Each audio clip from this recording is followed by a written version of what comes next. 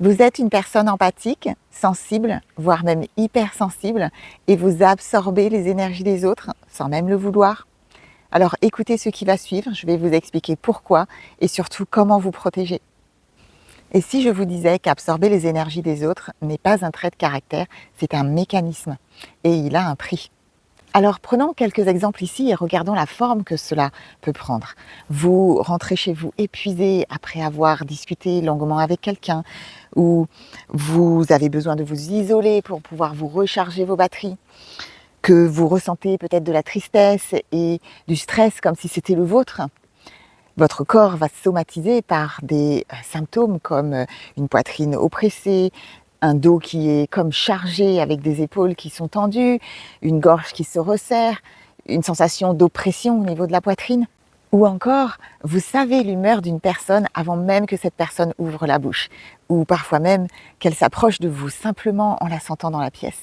Ou que, au moment de vous endormir et le soir arrivant, vous avez du mal à trouver le sommeil parce que vous retournez en boucle des choses qui ne vous appartiennent pas. Dans les relations, vous évitez les conflits, même quand vous avez raison, simplement pour ne pas plomber l'ambiance. Ou encore, vous attirez souvent des personnes qui viennent se confier à vous et qui viennent comme déballer leur négativité en votre présence. Alors, si vous reconnaissez au moins 2 de ces points que je viens de citer, cette vidéo va vous parler. Vous pensiez que vous étiez fatigué ou sensible, mais en réalité, vous êtes une éponge émotionnelle et énergétique. On peut aussi parler d'aura poreuse, c'est-à-dire qu'il y a une fuite. À la fois une fuite qui permet donc l'évaporation d'une énergie et une fuite qui permet une intrusion et qui va créer une faille dans votre espace vibratoire. Alors aujourd'hui, on va parler de ce que ça vous coûte vraiment et vous allez voir, c'est conséquent. Et surtout, le premier intérêt, c'est de voir que dans la mesure où c'est un mécanisme, cela peut se solutionner. Et pour cela, il faut aller à la cause, à la racine du problème.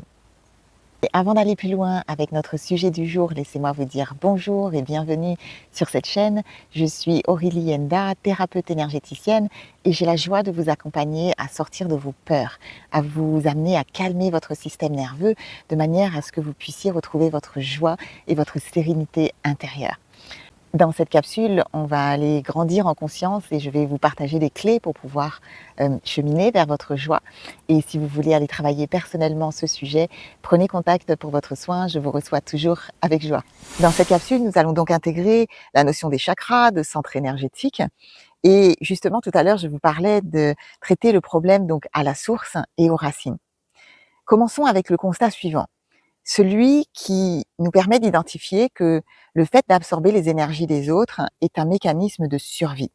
C'est-à-dire qu'il prend source à la peur de quelque chose et dans la mesure où l'on parle de peur et d'insécurité, il va être question d'un premier chakra, premier centre énergétique qui est en dissonance.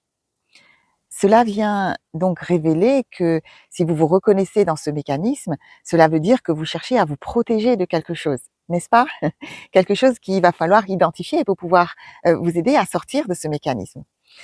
Pour nous aider aujourd'hui, j'ai choisi 2 exemples de clients qui sont dans cette situation d'absorber les énergies des autres, de manière à ce que vous puissiez voir concrètement, comment peut-être cela peut résonner avec ce que vous vivez aujourd'hui. Donc écoutez et laissez-vous entendre comment est-ce que ça vient faire écho peut-être à votre histoire. La première cliente dont je vous parle aujourd'hui, qui vient avec cette problématique d'absorber les pollutions des autres, se présente avec un espace vibratoire qui est chargé. Énormément de pollution énergétique et de parasites qui se sont installés dans son espace vibratoire. Parfois, je me demande comment est-ce que vous arrivez même à respirer avec toutes ces pollutions, tellement c'est pesant, mais oui, je sais comment vous faites, vous vous dissociez, vous vous coupez de votre corps physique. Vous n'habitez plus votre espace tellement c'est inconfortable. Donc, on démarre avec un travail de rééquilibrage purement vibratoire, donc énergétique, où on va corriger, dégager toutes les pollutions de manière à la réaligner et à ce qu'elle soit dans des vibrations hautes. Et puis, dans un second temps, on va aller voir ce qu'elle ne voyait pas. Qu'est-ce qu'elle fait pour attirer ces pollutions à elle et qui fait qu'elle remplit comme son baluchon de parasites et de choses qui ne lui appartiennent pas. Donc, dans cet échange et cette partie plus thérapeutique du soin que je propose, on commence à explorer ensemble pour essayer de trouver où se trouve la faille. Et elle m'indique, eh bien, effectivement, parfois je parle avec des gens et ils me racontent plein de choses, mais je ne fais rien. Hein, je cherche pas à apporter une solution, je cherche pas à les aider, je fais rien, je les écoute seulement. Regardez le mot-clé, le mot seulement. Ce qu'elle ne voyait pas, c'est qu'elle pensait qu'en écoutant seulement les gens, eh bien, rien n'allait se passer de négatif pour elle parce qu'il ne s'agissait que de l'écoute. C'est une erreur. Et de là, je viens vous interroger, lorsque vous êtes en présence de personnes et dans le partage avec l'autre, est-ce que vous êtes observateur ou vous êtes absorbeur? Observateur. Être observateur vous permet d'avoir comme une forme de distance que vous mettez entre vous et la personne, entre vous et la situation qui se vit.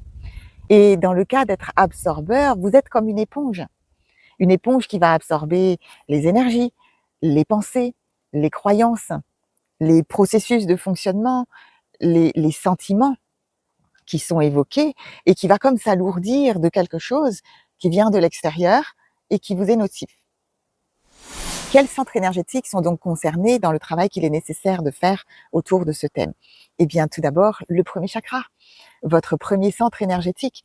Pourquoi? Parce qu'à votre premier chakra, il est question de votre présence, de la manière dont vous êtes présent à vous et donc par conséquent à une situation.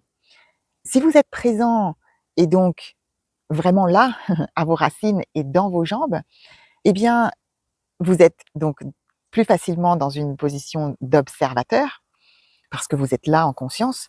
Or, si vous êtes dans une non-présence à vous et que, à l'opposé, vous fusionnez avec l'autre, c'est-à-dire au lieu d'occuper votre espace à vous, vous vous fondez avec l'autre. Et donc, vous n'existez plus, en quelque sorte.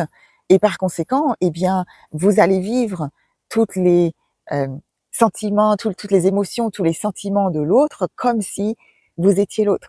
Et cette capacité donc d'être en empathie et en compassion extrême va vous amener à comme ne plus mettre en avant qui vous êtes et à vous oublier, vous effacer. Dans ces conditions-là, vous avez beaucoup plus de chances d'absorber ce que l'autre vit et qu'il essaie de vous partager dans le moment présent. Il va être donc fondamental de pouvoir incarner sa présence à son premier chakra, d'être ancré et d'aller chercher donc l'énergie avec ses racines. Aussi, le fait d'avoir un premier chakra qui est en harmonie et d'être bien ancré va vous permettre de donner à la Terre les énergies qui ne sont pas lumineuses, parce qu'elle a la capacité de les transmuter et de nettoyer pour vous. Si vous êtes coupé à vos racines et que vous n'êtes pas dans votre premier chakra de manière optimale, eh bien vous ne pouvez pas bénéficier du soutien de la Terre. Le deuxième chakra sur lequel nous avons besoin d'agir est le quatrième centre énergétique, le chakra du cœur, parce que vous allez être dans le trop donner avec un chakra du cœur qui est en déséquilibre, c'est-à-dire que le donner et le recevoir ne sont pas équilibrés. Vous êtes dans cet excès de compassion, cet excès d'empathie et cette aptitude à aller au-delà d'une empathie équilibrée va vous amener à absorber davantage ce qui se joue chez l'autre et les énergies environnantes. Il y a un autre chakra qui est fondamentalement important dans ces situations, mais je vous en parle tout à l'heure. Vous allez comprendre pourquoi. Alors, dites-moi dans les commentaires et observez, est-ce que dans le lien, vous êtes plutôt observateur avec une forme de distance ou est-ce que vous êtes absorbeur et vous faites l'éponge? L'éponge émotionnelle et l'éponge énergétique sont deux choses différentes. Et l'important va être d'aller identifier pourquoi. Pour pouvoir défaire ce mécanisme, il faut savoir pourquoi. Et je vous donne donc le cas de ma cliente. Nous avons pu identifier dans cette séance effectivement qu'il y avait une peur d'être dans la solitude. Qu'elle a pu comprendre à cette séance que une période de sa vie a été extrêmement difficile et souffrante parce qu'elle était isolée et qu'elle s'est retrouvée toute seule. Et à ce moment-là de son chemin, elle a fait un vœu à elle-même de ne jamais se retrouver toute seule. Donc, qu'est-ce qu'elle fait? Dans cette peur d'être isolée, eh bien, elle va se compromettre. et dire oui à certaines choses dans ces relations de manière à ne plus se retrouver dans cette situation. Donc on est bien à une problématique de peur au premier chakra et aux racines, sur laquelle eh bien, il va être nécessaire d'aller harmoniser et de libérer les mémoires qui sont attachées à cette expérience. Et c'est exactement ce qu'on fait dans les soins vibratoires que je vous propose. Donc si vous sentez que ça résonne et que vous pouvez être concerné, venez recevoir votre soin, on ira voir comment vous aider. Maintenant, je viens vous partager ce deuxième exemple de mon deuxième client, qui est un monsieur, et qui va vous permettre de comprendre pourquoi vous absorbez les énergies. Mon client a accepté une invitation à rejoindre donc un groupe de personnes. La première chose sur laquelle j'attire votre attention, c'est qu'il a accepté donc cette invitation alors qu'il ne voulait pas vraiment. À l'intérieur, il disait non, mais à l'extérieur, il a dit oui. Donc on a déjà une problématique de limite, de frontières, d'incapacité à dire non et de grande capacité à dénigrer ses besoins au profit de l'autre. Ceci vient cacher un mécanisme de sacrifice, souvent. Écoutez comment ça résonne pour vous. Deuxième chose, une fois sur place, donc et en présence avec ce groupe, mon client s'aperçoit que l'ambiance est lourde, comme plombée, pas joyeuse, triste, que certaines personnes sont déprimées. Et c'est à ce moment-là que son mécanisme s'active.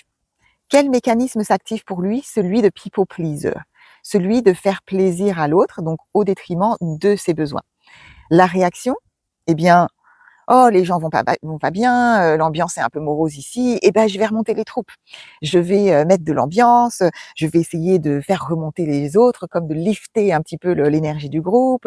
Et il va donc déployer des ressources pour faire des blagues, essayer d'amener des sujets qui sont plaisants, essayer de faire en sorte que les gens rient autour de lui. Dans quel positionnement ce client se trouve d'après vous? Dans le rôle de sauveur. On est typiquement dans un triangle de Karpman où vous avez un sauveur, des victimes et donc un persécuteur, la dépression par exemple. Et par conséquent, ce positionnement de sauveur va l'amener à vouloir sauver ces personnes qui sont en dépression, entre autres, ou qui vont pas bien, ou qui traversent un petit peu une période difficile. Et dans ce positionnement de sauveur, il va absorber les pollutions et les énergies de ces personnes. Parce que c'est sa manière comme de vouloir aider et de vouloir porter. Regardez que dans porter, il y a comme le poids qu'on peut avoir sur ses épaules et le fait, d'être responsable de l'autre. Je vais me rendre responsable du malheur ou du bonheur de l'autre parce que j'ai appris à faire ceci bien avant, dans l'enfance. Souvent, quand on était enfant, face à un parent immature, c'est-à-dire à un parent qui ne savait pas gérer ses émotions, un parent qui n'allait pas bien, et qui ne savait pas comment prendre soin de lui, émotionnellement immature, ou alors un parent dépressif, un parent qui ne remplissait pas réellement son rôle de parent et qui a amené l'enfant à être dans une situation d'enfant parentifié. Un enfant parentifié qui va prendre la responsabilité qui appartient normalement à un adulte, c'est-à-dire une responsabilité bien avant son âge, et qui va donc comme porter sur son dos la responsabilité d'un résultat, d'une amélioration, d'une situation qui va mieux, parce qu'on est dans une situation, encore une fois, de survie. Je vous ramène donc à mon premier chakra et à mon premier centre énergétique, où pour pouvoir sauver sa peau, on va comme essayer de faire en sorte de trouver une solution. Lorsque vous êtes enfant, vous êtes dans des situations d'impuissance. Et bien souvent, la seule chose que vous pouvez faire, en n'étant pas adulte, c'est d'absorber le mal de l'autre, d'absorber les émotions, d'être à l'écoute et de comme avoir inconsciemment la volonté de comme prendre un peu du mal de ce parent pour pouvoir vous sentir en sécurité. C'est un mécanisme inconscient. Si vous avez été dans ce cas de figure, vous pouvez peut-être reconnaître que si vous ne faites pas ceci, d'aider l'autre ou d'essayer de sauver l'autre, vient s'installer une culpabilité. Je me sens coupable de ne pas faire ceci ou cela pour l'autre. Ce sont des culpabilités qui viennent souvent à la suite de choses qu'on a déposées chez vous, où on vous a rendu coupable de ne pas faire assez, ou de ne pas être ceci, ou de ne pas être cela, et qui viennent prendre source dans l'enfance. Prenons donc l'exemple inverse pour pouvoir mieux refléter sur cette situation.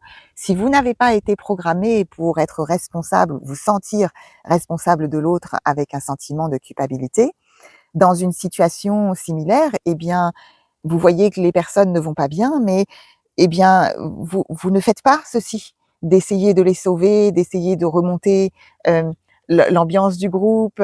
Chaque adulte est responsable de soi et chaque adulte se gère. Et vous prenez soin de vos besoins. Ou alors, vous pouvez apporter effectivement une présence ou un soutien, mais dans un temps limité. Ça dure quelques minutes où la personne va pouvoir évoquer ce qu'elle traverse, mais pas indéfiniment dans un temps qui va vous coûter et va vous amener à baisser en énergie vibratoirement et encore moins à faire la poubelle émotionnelle où vous tenez comme un contenant et où la personne va juste déverser, déverser, sauf que cette poubelle-là, vous la mettez pas à la déchetterie, et vous l'emmenez avec vous. Et vous repartez avec les paquets de l'autre. Vous vous reconnaissez dans ces situations? Dites-moi dans les commentaires. Je m'adresse à votre enfant intérieur à présent, ce n'est pas de votre faute si l'autre ne va pas bien. Vous n'êtes pas responsable de la situation de l'autre. Avant de regarder ce qu'on peut mettre en place et d'aller vers les solutions, le dernier point que je voudrais souligner ici concernant mon client est le suivant. Il y a souvent un bénéfice secondaire qui vous amène à rester dans ces mécanismes. Le bénéfice secondaire ici pour mon client est le fait que s'il ne prend pas soin de l'autre, eh bien, il ne se sent pas aimé. Si je ne fais pas ceci pour l'autre, si je ne fournis pas ceci à l'autre, je n'ai pas de sentiment de valeur, je ne me sens pas valorisée et donc je me sens moins qu'eux. Si je ne fais pas ceci pour l'autre ou je ne fournis pas pour l'autre, l'autre retire son amour, l'autre retire son attention, l'autre retire son affection pour moi. Ce qui veut dire que vous êtes dans un lien transactionnel. Et ce n'est pas de l'amour. Ceci m'amène à vous rappeler donc l'importance de ce premier chakra parce que si j'ai peur d'être rejetée ou abandonnée de l'autre, la peur et l'insécurité à mon premier chakra, eh bien à mon troisième chakra, je me compromets.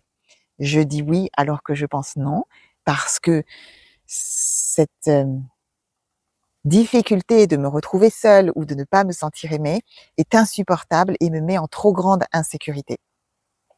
Et pour finir la boucle, je vais vous parler donc de ce troisième chakra que j'ai évoqué tout à l'heure et que je vous ai dit que j'y reviendrai à la fin, parce qu'il est question donc à ce troisième centre énergétique de valeur de soi, de confiance en soi, à ce jaune qui doit briller et prendre place, et que le troisième chakra va aussi être le centre énergétique qui va nous permettre de déterminer les justes frontières avec l'autre, de mettre des limites, d'apprendre à dire non. Ce troisième chakra va nous permettre également de définir les contours de notre individualité et par conséquent, en parallèle avec les énergies de ce premier chakra qui nous amène à être en présence, dont j'ai parlé tout à l'heure, et d'être présent à soi, de délimiter quel est mon espace à moi et l'espace de l'autre, et de bien faire la différence pour ne pas être dans la fusion. À ce troisième chakra, la question fondamentale ici que je veux vraiment souligner est le fait d'avoir des frontières qui sont claires, qui sont verbalisées, communiquées et qui par conséquent ne sont pas poreuses. Cette porosité à votre troisième chakra va vous amener à avoir des fuites dans votre énergie que l'autre va pouvoir sentir et qu'il va pouvoir négocier. Et c'est dans ces situations-là, eh bien, que vous vous faites intruser dans votre énergie. Ce troisième chakra va être particulièrement affecté et peut être en grande dissonance lorsque vous avez vécu des abus. Alors avant que votre esprit vous emmène dans des illusions ou des espaces où vous vous dites oh mais moi j'ai jamais été abusée, j'ai pas été violée, on m'a jamais cogné, etc. Un abus peut être un abus physique où effectivement vous avez reçu des coups, peut être un abus sexuel où effectivement on n'a pas respecté vos limites dans un consentement qui n'a pas été donné. Il peut être question d'un abus de confiance, d'une énergie donc de trahison. Il peut être question d'un abus qui prend la forme aussi d'une éducation trop sévère, d'un excès de discipline où on vous a comme forcé. Hein, j'ai ça souvent dans ces situations avec des enfants de parents militaires qui ont eu une discipline très très quadrillée et qui était trop stricte et trop rigide pour un enfant qui avait d'autres besoins. D'accord ? C'est surtout le rapport avec le besoin de l'enfant et comment il accueille donc ce qui vient du parent. Donc ce n'est pas tous les parents de militaires, soyons bien d'accord, hein, mais ce sont des choses qui reviennent assez souvent des parents qui donc ont forcé donc dans un excès de discipline qui donc constitue une forme d'abus. Et ces abus qui sont divers et variés, donc sous forme de pression, hein, que vous revivez après avec vos managers dans les situations de travail abusives où vous êtes pressés comme des citrons en entreprise et qui vous amènent à faire des burn-out. Au passage, c'est l'ancienne RH qui parle. Et ces situations d'abus sont des cas qui vont fragiliser grandement ce troisième chakra, où on ne vous a pas laissé libre de votre pouvoir personnel et où vous avez été forcé, hein, pressorisé. Et vous voyez bien évidemment le lien avec la peur au premier chakra qui va vous amener à être en hypervigilance, qui va vous amener à être sur le qui-vive et à comme chercher à l'extérieur des signes d'insécurité pour pouvoir vous protéger. Et lorsque vous êtes dans ces situations-là, eh bien vous quittez votre espace, vous vous dissociez de votre corps physique pour ne pas sentir aussi ce qui est douloureux.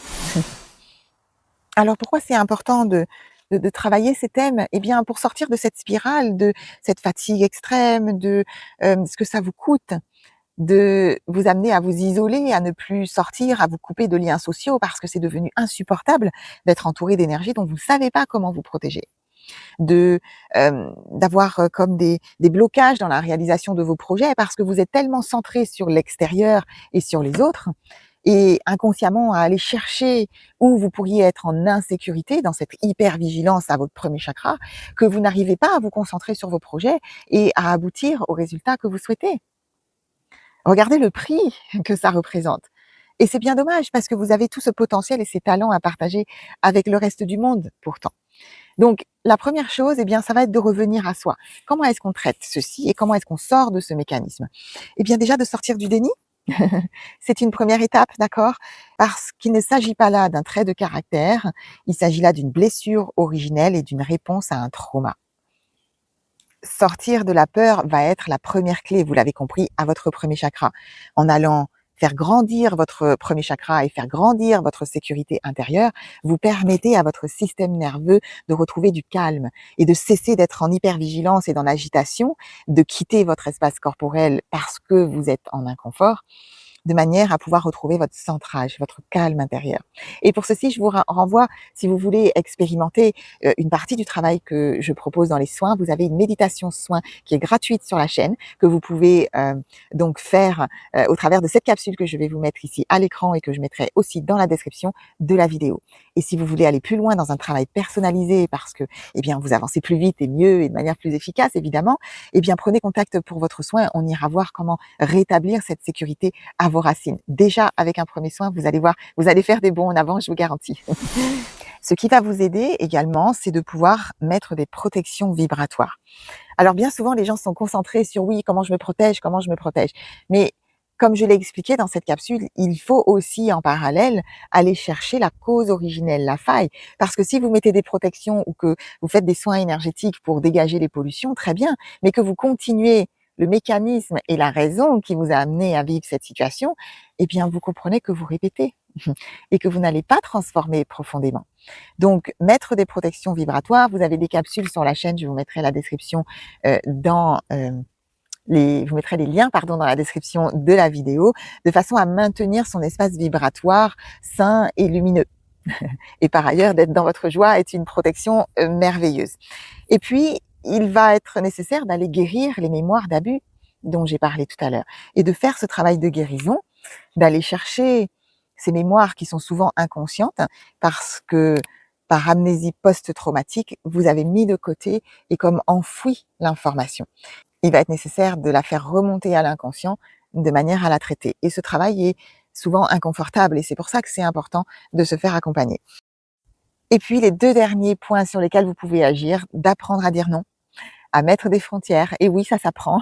On nous l'apprend pas à l'école ou souvent les parents ne nous transmettent pas cette compétence, mais vous ne pourrez pas prendre soin de vous si vous ne savez pas mettre des limites et exprimer vos frontières. Et enfin, eh bien, pour pouvoir mieux se protéger, autant savoir à qui on a affaire. Et pour cela, eh bien, d'identifier les vampires énergétiques, c'est-à-dire les énergies, les personnes et les attitudes qui vont effectivement vous faire baisser en vibration, va vous permettre bien de donner la juste réponse à ces personnes. Donc mieux identifier les vampires énergétiques va être également une clé. Et si vous voulez que je vous fasse une capsule sur ce thème et que j'en parle un peu plus longuement, mettez-moi dans les commentaires, et si j'ai suffisamment de demandes, je vous créerai certainement une vidéo à venir.